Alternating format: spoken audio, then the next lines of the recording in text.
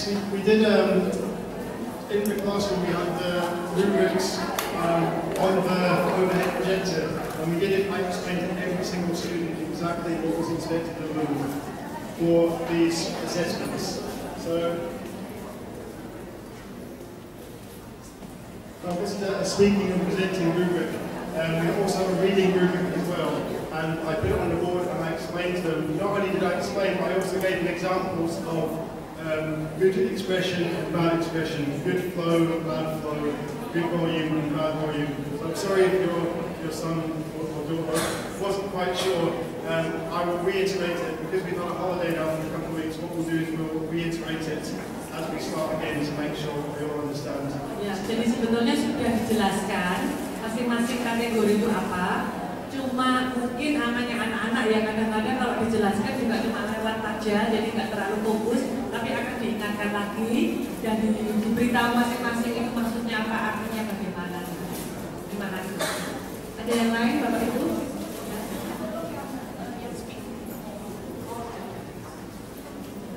Ada pertanyaan yang lain?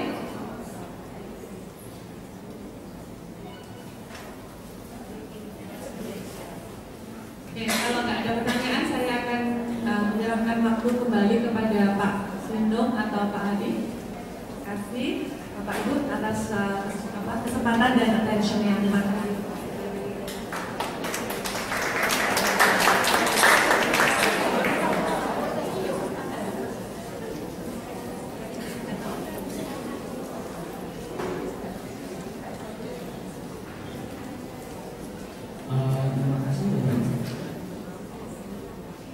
Mungkin bisa memangnya Bapak serius? Ini bisa saya tanya ya. Ya Bapak Ibu, saya menyampaikan beberapa hal. Sebelumnya saya mau mengingatkan bahwa kami minta maaf karena ada banyak interaksi dalam overall kali ini. Jadi waktu kita agak molor. Jadi sebenarnya sesi kita ini nanti masih akan diikuti dengan sesi kelas 7 stay di sini. Dan sesi kelas 89 itu akan diteruskan di ruang di lantai 2 ya. Jadi terus terang mungkin nanti akan kelewat dari jam 11 ya, tapi karena informasinya penting, jika tidak ada hal yang penting sekali, kami berharap orang tua tetap bisa mengikuti sesi yang berikutnya ya. Jadi yang kelas 7 nanti setelah ini tetap di sini, kelas 8 dan 9 di lantai 2 gitu ya. Oke, pertama saya akan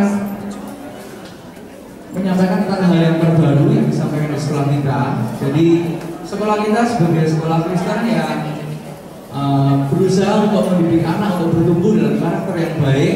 Kita selalu berusaha untuk improve sistem bagaimana hal itu bisa benar-benar mendarat di anak-anak. Ya, jadi setelah sekian tahun ya dengan banyak dukungan doa dan juga masukan dari berbagai pihak, maka sekarang mulai tahun ajaran ini kita mencanangkan program baru yang namanya Core Values Point System. Jadi kita akan grade 9 belum kan? Masih ya. Ya. Suatu potong ya. Jadi kita menerapkan untuk efektivitas implementasi pendidikan karakter di kita akan menetapkan ya sistem poin yang berdasarkan core value sekolah. Ya, seperti Bapak Ibu tahu, ya mungkin core value sekolah banyak dipasang di depan juga. Itu ada care, respect, dan responsibility serta excellence ya. Nah, tujuan dari ditetapkannya sistem ini adalah sebagai sarana ya untuk membantu seluruh warga sekolah, ya, jadi siswa juga gurunya juga diingatkan melalui sistem ini supaya kita juga bertumbuh dalam karakter yang baik, agar motto Agent of Change itu tidak cuma jadi slogan aja ya. Nah, dalam hal ini tentu saja kita sebagai sekolah Kristiani kita menyadari ya bahwa kemampuan kita untuk bisa berubah jadi lebih baik itu kembali pada persekutuan kita dengan Tuhan ya. Jadi bukan dengan kita mengandalkan kekuatan kita sendiri, tapi kita percaya ketika kita bersekutu dengan Tuhan, Tuhan itu setiap hari memberi kita kekuatan untuk kita bisa untuk diajar dan berubah jadi pribadi-pribadi yang lebih baik ya. Nah, sistem poin berdasarkan core value ini pada setiap awal semester setiap siswa akan mendapat poin itu 300 ya, dan poinnya bisa bertambah atau berkurang. Nah, poin pertama dari core value yang pertama adalah care. Di sini kita membagi menjadi 5 hal, dan care ini menjadi tempat di mana anak itu bisa menambah poinnya. Ya, ini ada cukup banyak poin-poinnya. Saya akan singkat saja. Jadi care itu terhadap teman, warga sekolah, dan tamu. Jadi contoh mungkin untuk aplikasinya biar Bapak Ibu tahu, ketika seorang anak itu menunjukkan care pada temannya, misalnya temannya 2-3 hari nggak masuk, kemudian dia telepon atau dia BBM, kamu sakit apa, cepat sembuh ya, itu kan berarti dia menunjukkan care. Itu kita apresiasi ya, itu contoh aplikasinya kira-kira seperti itu. Nah, kemudian core value yang kedua itu respect. Ini cukup banyak, ini terhadap guru, staf, dan karyawan. Itu contoh-contohnya seperti itu. Misalnya kebiasaan memberi salam, itu mungkin akan kita galakkan kembali ya. Kemudian juga menyapa, ya itu juga hal-hal yang bersifat manner seperti itu akan kita tingkatkan mulai tahun semester ini. Nah, yang berikutnya terhadap teman juga ada respect ya, ada bullying dan sebagainya. Nah, ini yang mungkin R9 itu mungkin Bapak Ibu juga tahu, kita juga akan membantu mendidik anak Bapak Ibu ketika terjadi hal-hal yang kurang sopan di media. Misalnya, ya jangan sampai terjadi di antara kita BBM-an kemudian menggunakan kata-kata yang tidak pantas. Nah, itu kita membantu mendidik anak Bapak Ibu. Kalau misalnya itu ditunjukkan dan benar, ya anaknya juga akan dapat konsekuensi ya, karena kita yang mendidik mereka. Nah, kemudian respect terhadap sekolah itu juga ada ya. Saya akan agak cepat supaya waktu Bapak Ibu nggak terlalu lama berpotong. Kemudian juga terhadap diri sendiri ya, diri sendiri. Ini poinnya totalnya ada 54 poin, jadi saya tidak mungkin bahas satu persatu, overview aja. Nanti kalau ada pertanyaan silakan Bapak Ibu bisa stay. Nah, kemudian yang berikutnya mengenai responsibility, orang yang ketiga, ini contohnya seperti ini, kedatangan setelah tepat waktu, kelas tepat waktu. Kadang-kadang anak SMP itu juga udah mulai agak nakal ya. Misalnya izin lama sekali, kemudian waktu lunch balik ke kelas juga nggak segera balik ke kelas. Nah, itu kita mengajari mereka untuk bisa disiplin dengan waktu. Kemudian juga barang ini juga sering ketinggalan. Nah, di sini kita juga memberikan mereka pendidikan supaya mereka tuh menghargai berkat Tuhan yang disampaikan oleh orang tua. Misalnya itu barang pribadi, baru aja ini kejadian seorang anak itu meninggalkan laptopnya dan baru diambil minggu ini, ditinggal tuh laptopnya UAS tahun ajaran lalu. Ya, setelah UAS tahun ajaran lalu ketinggalan di sekolah dan baru minggu ini diambil. Ya, itu sebabnya kita merasa bahwa itu perlu jadi catatan khusus dan kita mau membantu anak-anak kita sistem ini untuk lebih menghargai barang-barangnya. Kemudian juga selama proses pembelajaran, ya kira-kira seperti itu. Kemudian juga penampilan, ya kita mau anak-anak kita belajar berpenampilan yang pantas juga. Nah, ini mungkin contoh kasusnya. Jadi misalnya seorang anak bernama Willy, ya dia mungkin malamnya main game sampai lewat tengah malam, paginya sudah bangun terlambat sekolah, smart card-nya ketinggalan. Mungkin Bapak Ibu kelas 7 perlu tahu di sini kita juga mengajar anak untuk menggunakan uang dan mengelola uang itu melalui program smart card ini. Jadi di sini di kantin tidak beredar uang biasa, tapi uangnya mesti di top up gitu ya, kayak kita kartu flash gitu. Nah, dia nggak bawa smart card dan dia meninggalkan 3 buku pelajaran. Dia udah terlambat, kemudian dia ditanya kenapa? Bohong, dia sakit perut gitu ya, namanya kan gitu. Nah, waktu kelas karena buru-buru lupa, dia lupa naruh handphone di locker, itu harus di locker handphonenya, ya. Di kelas juga ngantuk-ngantuk karena kurang tidur dan ketiduran selama proses pembelajaran. Itu sebuah hal yang bisa terjadi, ya. Nah, maka untuk kasus ini hari itu jika tidak melakukan pelanggaran lain dari cerita itu aja, seorang anak akan kehilangan poin terlambat. Kemudian berbohong, tahu berbohong nggak gimana? Biasanya kalau ada anak terlambat dan ngaku sakit dan sebagainya, guru BK akan cross-check ke orang tua. Ya, apa benar gitu ya. Jadi kita juga berharap orang tua bisa tidak mengkali-kali dengan anaknya. Oh, sorry. Ya, itu ya. Jadi nanti kalau ketahuan bohong, dia akan kena konsekuensi kehilangan 5 poin. Kemudian dia tidak membawa buku mapel 3 pelajaran, dia memotong lagi 15 poin. HP-nya terbawa di kelas kepotong 5 poin, tidak membawa smart card kepotong 5 poin dan ketiduran 5 poin. Hari itu dia sudah kehilangan 37 poin. Ya, dari modal 300 yang diberikan. Nah, kemudian bagaimana kita mengkomunikasikan dan bekerja sama dengan orang tua melalui sistem poin ini. Jadi ketika poinnya itu berkurang 25% dari 300 menjadi 225 atau 50% dari 150 atau 75% menjadi 75, maka orang tua akan dipanggil. Ya, orang tua akan dipanggil dan menandatangani surat pernyataan untuk bisa bekerja sama dalam mendidik perilaku anak. Ya, siswa akan mendapat konsekuensi dan wajib mengikuti program khusus yang ditentukan oleh sekolah. Ya, contohnya seperti itu konsekuensinya.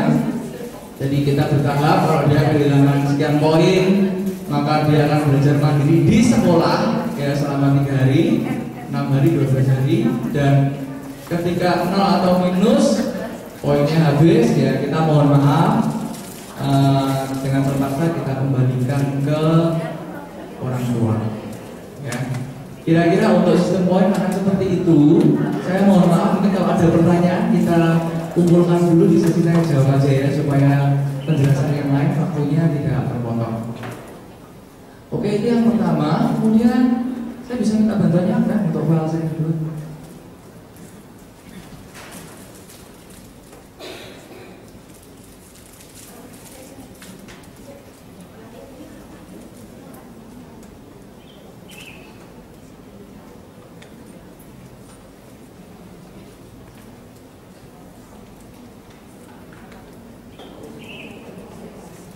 Ya, kemudian saya mau mengingatkan lagi, mungkin tadi Pak Simon menyinggung beberapa hal. Jadi bagaimana sekolah sudah membuat sistem komunikasi yang terus kita kembangkan. Kenapa kita kembangkan? Belajar sistem ini pasti ada beberapa kekurangan dan kita terus berusaha untuk improve ya. Jadi tujuannya udah pasti kita mau enhance ya, supaya komunikasi kita antara orang tua dan sekolah itu bagus, supaya pendidikan anak benar-benar bisa lebih optimal. Nah, ragam komunikasi seperti yang tadi Bapak Ibu terima, kalender akademik, weekly program dibagikan tiap hari Jumat, SMS gateway, ya, kemudian ada grup kelas, dan kemudian tentu saja orang tua juga boleh meminta nomor atau PIN ya dari wali kelas, ya, kalau misalnya mau bertanya secara pribadi tentang anaknya. Kemudian juga yang sedang progres sedang kita lakukan itu adalah mobile application untuk hanya untuk iPhone sementara dan Android ya, jadi bisa diunduh. Di situ ada berita-berita tentang sekolah, juga school website itu sedang terus kita kembangkan ya. Nah, yang pertama kalender akademik itu berisi informasi kegiatan sekolah, overview selama 1 semester. Nah, ini note-nya adalah perhatikan jadwal liburan. Jadi pastikan semua kegiatan pembelajaran sudah selesai, baru silahkan berlibur ya. Kemudian yang kedua, weekly program. Di situ info pembelajaran sepekan ke depan. Jadi materi pelajarannya apa? Misalnya matematika minggu depan itu ngapain aja sih? Nah, itu di situ ada di situ. Kemudian eval juga di situ. Juga bisa pengumpulan PR atau tugas. Yaitu weekly program akan menginclude dan seharusnya Bapak Ibu akan terima setiap hari Jumat. Ya. Kemudian SMS gateway. Jadi ketika guru membagikan eval, UTS dan UAS, Bapak Ibu akan terima SMS gateway. Kadang anak-anak kan sudah agak tricky. Jadi kalau nilainya bagus, mama nilaiku bagus, aku beli sesuatu ya. Tapi kalau nilainya jelek, tak WWN atau sampah gitu ya. Nah, itu kita berusaha menghindari itu. Jadi silakan Bapak Ibu ngecek ya. Nanti di SMS gateway akan kita tulis juga KKM-nya itu berapa ya, supaya Bapak Ibu tahu. Begitu nilainya di bawah KKM dicek, oh berarti anakku remedi ya, aku harus mungkin membantu mengingatkan ya, Bapak kamu harus ikuti remedi. Kemudian pembagian edaran sekolah, undangan invoice juga akan di backup melalui SMS gateway. Jadi maksudnya ketika Bapak Ibu terima, pastikan Bapak Ibu minta, misalnya dibagikan hari ini undangan gitu ya. Jadi nanti silakan Bapak Ibu meminta anaknya ya. Jadi syarat untuk mengikuti SMS Gateway ini sudah pasti Bapak Ibu harus selalu mengupdate nomor Bapak Ibu ke sekolah. Jadi kalau ganti nomor udah pasti nggak dapat, ya. Jujur kita menerima banyak masukan misalnya dari PTA. Jadi SMS Gateway itu karena sistemnya menggunakan jaringan komputer juga, kita masih ada kejadian itu fail to send ya message-nya. Tapi kita berjanji untuk terus improve ya supaya hari ini menjadi media yang baik untuk orang tua segera bisa memfollow up ketika ada pembagian eval, UTS, UAS atau ada undangan penting dari sekolah supaya tidak miss. Jadi begitu terima bisa silakan langsung ngecek ke anak masing-masing. Nah, kemudian ini yang terbaru yang kita officialkan ya, mulai tahun ajaran ini.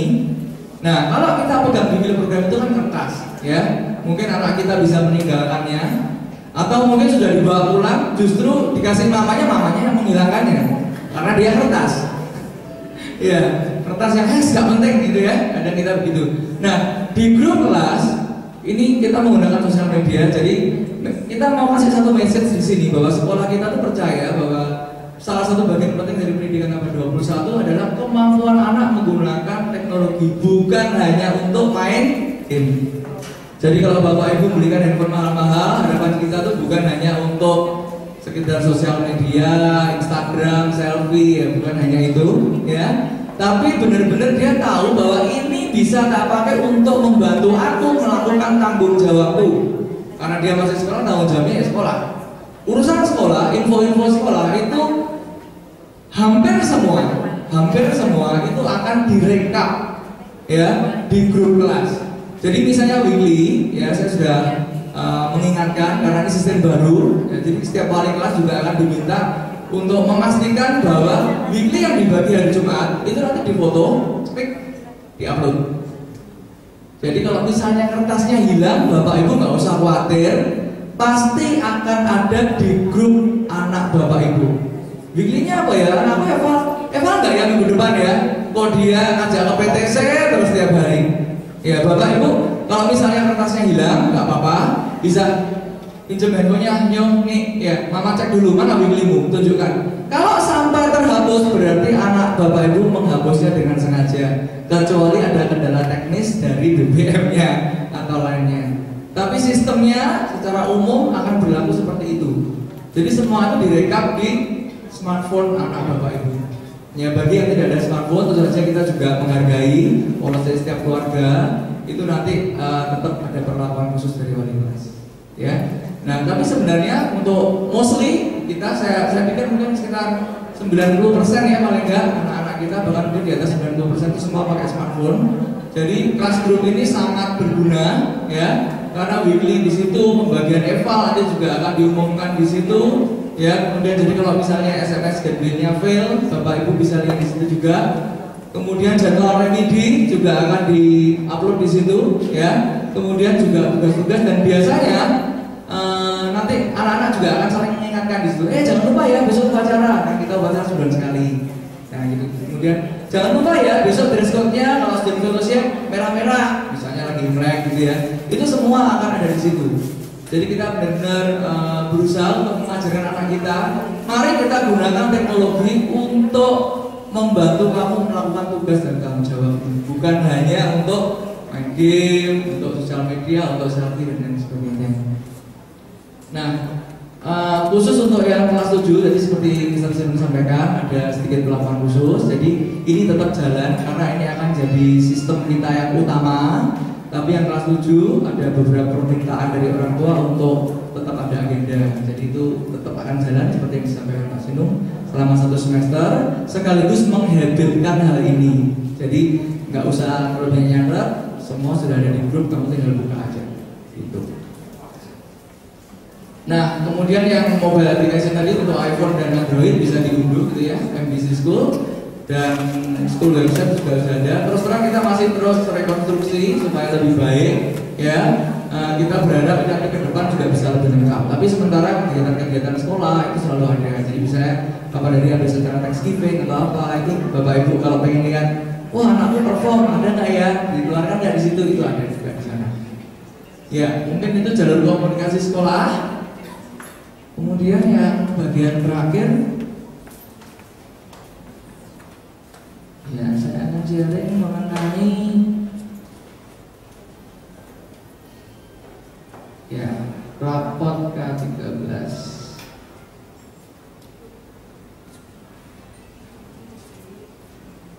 Nah, seperti tadi disampaikan oleh Mr. Sino, kita diwajibkan oleh Dinas Satuan Sekolah Nasional harus mengikuti program untuk pelaksanaan kurikulum 2013 untuk kelas 7 dan 8. Dan di sini ada banyak hal yang berbeda, ya.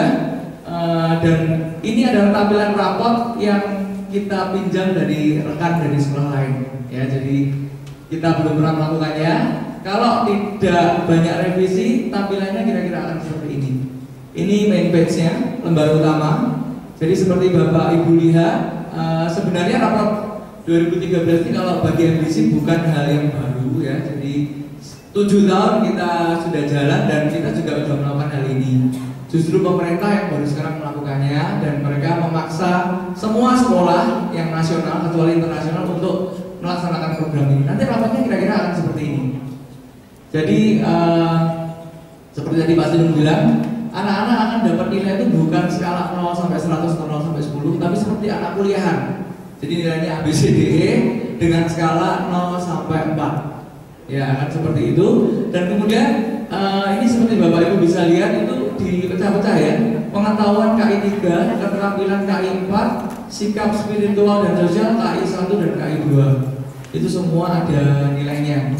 Kemudian pelajaran juga dibagi-bagi menjadi kelompok A, ya itu pelajaran dianggap pelajaran mayor gitu ya kalau kita kuliah dulu, dan pelajaran yang bagian keduanya itu kelompok B, seni budaya, pendidikan, prakarya, bisnis seni. Kemudian ekskulnya di situ pramuka fix oleh dinas wajib, ya. Kemudian yang satu lagi itu anak boleh pilih, ya. Kemudian kehadiran ini lembar utamanya. Jadi bagi orang tua kelas 8, karena kelas 9 ini nggak berlaku ya, Bapak Ibu jangan kaget, nanti rapotnya kira-kira akan seperti ini. Perkiraan revisi dari dinas tidak akan terlalu banyak. Nah kemudian ini yang narration page. Jadi ini di MBC udah ada lama sekali sejak kita berdiri, SMP buka, pasti itu juga udah nge-set sistem seperti ini. Dan sekarang dinas baru melakukannya. Nah ini contoh ya, jadi narasi untuk tiap halaman itu ada. Jadi pendidikan agama dan dimengerti. Nanti ada catatan-catatan dan komentar-komentarnya. Ini semua diprogram dari Dinas, jadi kita hanya menginput angka. Nanti narasi itu otomatis dari Dinas, bukan narasi dari guru. Gitu. Ya, ini narasinya ada beberapa lembar. Ya. Nah, sekarang dari mana angka-angka itu masuk? Jadi supaya Bapak Ibu bisa encourage anak-anaknya, jangan sampai nanti rapotnya belepotan. Jadi untuk KI 1 dan KI 2, KI 1 itu ngomong soal bagaimana kurikulum kita itu menghargai spiritualitas, ya, jadi hubungan dengan Tuhan dan sebagainya, agama gitu ya. Nah itu nilai-nilainya. Dan juga KI 2 itu berkaitan dengan karakter sosial dengan sesama, ya. Itu nilainya akan didapat dari observasi guru, 1, penilaian diri sendiri, ya, nanti ada rubrik-rubrik yang dibagi, penilaian antar teman, ya, jurnal guru, ya, kemudian perhitungannya seperti itu, 2 kali nilai observasi tambah dan lain sebagainya itu, ya, dan seterusnya. Itu semua sudah di-set oleh dinas, jadi sekolah tidak bisa muter-muter lagi. Dan keempat itu harus jalan, ya. Kemudian yang KI 2 akan link dengan core value dari sekolah, jadi secara otomatis nanti akan diupdate nilainya ke nilai kelakuan di KI 2, ya. Itu ada poin-poin yang akan dikonekkan secara langsung. Kemudian yang KI 3, nah nilainya akan seperti ini, ya. Ini juga sudah di-set dari dinas, bukan dari MBC. Kemudian yang KI 4, inputnya akan dari praktek. Jadi kalau pelajaran yang seperti olahraga, kemudian pelajaran seperti art, banyak menggambar gitu ya, itu akan ada juga project, juga portofolio, itu akan menjadi inputan nilai di rapotnya putra putri Bapak Ibu dan siswa kita. Ya, mungkin dari saya itu dulu. Maaf saya agak cepat-cepat. Ada pertanyaan atau langsung tanya jawab umum ya untuk semua yang sebenarnya ini? Belum dulu? Ya. Terima kasih Pak Andi. Bapak Ibu, karena waktu kita sudah sangat mendesak, kita akan ke kelas masing-masing. Kita akan bagi kelas. Untuk kelas 7 akan tetap di tempat ini. Kelas 8 dan kelas 9 ada di lantai 2. Namun sebelumnya kami para guru dan staf mengucapkan terima kasih yang sebesar-besarnya atas kedatangan Bapak Ibu. Kelas 7 ada 39 orang tua yang hadir. Tepuk tangan buat kelas 7. Untuk kelas 8 ada 48 orang tua yang hadir. Dan kelas 9 ada 34 orang tua yang hadir. Dan terima kasih banyak.